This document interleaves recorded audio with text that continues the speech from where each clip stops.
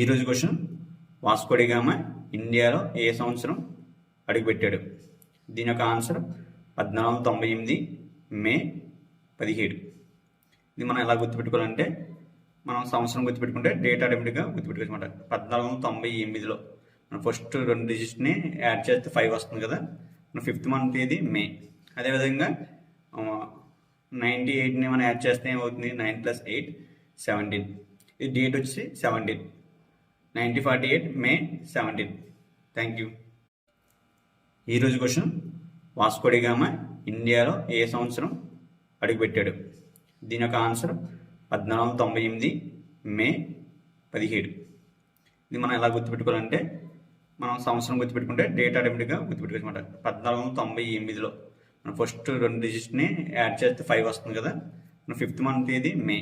అదేవిధంగా 98ని మనం యాడ్ చేస్తే ఏమవుతుంది? 9 + 8 17.